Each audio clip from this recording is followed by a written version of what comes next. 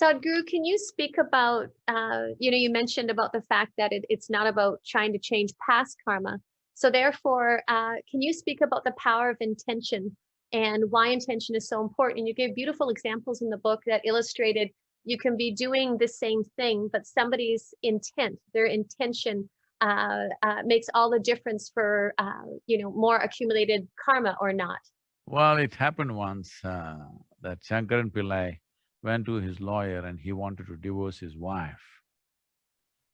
The lawyer asked, why, you've been okay with her, what's the problem?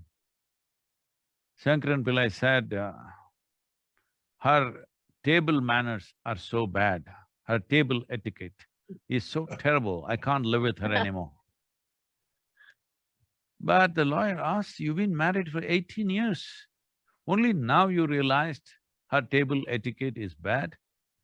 He said, well, only yesterday afternoon, I happened to pick up a book on table etiquette. As I read it, I realized her table etiquette is terrible, so I want to divorce her. So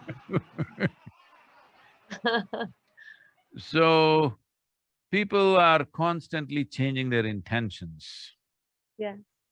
Holding on to certain intent means holding on to a basic plan. Rest of the plan can go whichever way, whether it'll go as a straight line, as a curve or a zigzag, we don't know. There are many life situations. But the basic intent has to be held in place.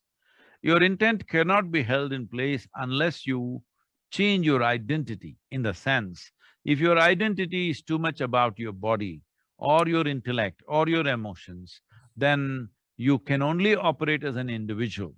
So your Yeah. intent is very important, but at the same time, more than the intent is a consequence of the type of identity you have taken. If you have taken an identity of being very strong person, then you will see with best intentions, still worse things could happen. I must tell you that the most horrific things on the planet have happened with best intentions. People who believed that they're doing great things, they did the most horrific things. People who even today believe they are doing God's work, they do the most terrible things in the world right now, because intention without fixing the identity could become very powerful weapon. The most important thing is to fix the identity. How small is your identity or how large is your identity will determine even what your intent is. Your ability to develop an intent, what sort of intent you are… Please understand this. Somebody who is committing a crime, he also has a strong intent. Somebody who is doing something else, many nations, businesses, various kingdoms in the past, they all believed they had a good intent of conquering the world. And you know the consequences of those intents, all right? We have suffered imperialism, maybe not so much here, you have also suffered to some extent, but in other parts of the world, in Africa, Asia, we know the fruits of imperialism, what we have gone through because of that.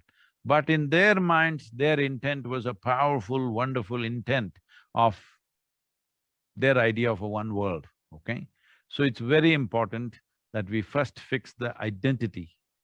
If you fix the identity as not a limited identity but as a cosmic identity, then Yeah. intentions will naturally flow. See, whatever you identified with that you always have the best intentions. You don't have to culture those intentions. You have a little baby, now you don't have to think, I will do only good things to this child. It's rubbish, you don't even have to… you don't even need a thought like that. Because you see it as yours, naturally, all the intention is there. You just have to see the world as yours. You have to see this universe as yours and it is yours.